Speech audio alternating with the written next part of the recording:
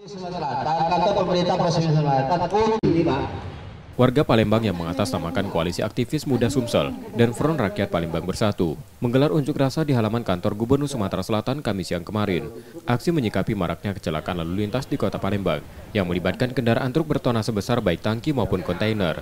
Masa mencatat sejak September 2022 hingga Mei 2023 sudah 8 kejadian kecelakaan yang menelan 8 korban jiwa.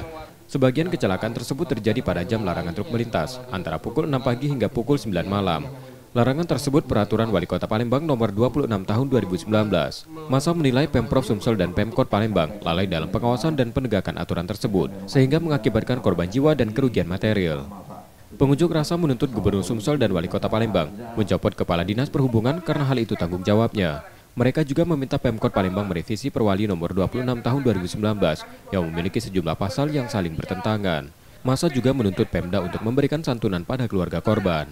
Tuntutannya pecat Kadisub Kota Palembang, kemudian ubah Perwali 26 2019 yang telah membodohi rakyat Kota Palembang dengan isi pasal-pasalnya itu ambigu, bertentangan, dan akibat dari Perwali itulah truk-truk bebas ya menjadi monster besi yang membunuh masyarakat Kota Palembang. Jadi kami minta tadi segera direvisi Perwali itu. Kemudian tuntutan ketiga, 8 korban dari September 2022 sampai sekarang belum ada dapat santunan apa-apapun dari pemerintah kota atau provinsi.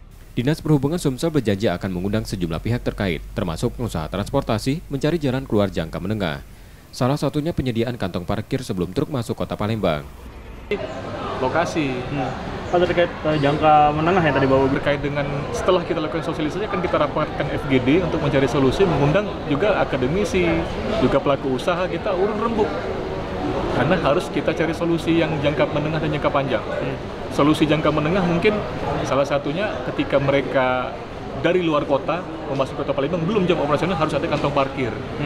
Kantor parkir di luar kota. Ketika sudah jamnya baru mereka masuk ke kawasan Kota Palembang, baik itu ke Bom Baru ataupun ke pelabuhannya Pusri dan sebagainya. Pemprov Sumsel berencana merelokasi pelabuhan barang dari Bom Baru ke Tanjung Carat, Banyuasin.